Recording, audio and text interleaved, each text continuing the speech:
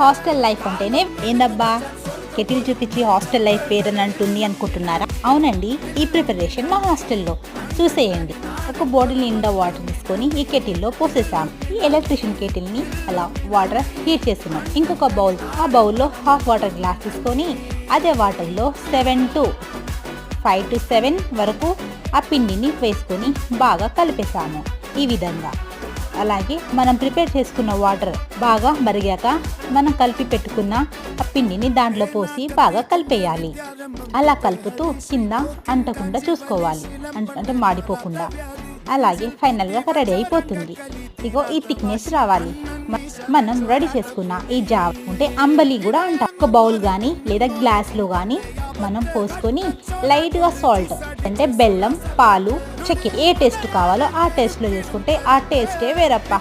ఒక like, share, subscribe ఇలాంటి సంతోషాలు మీరు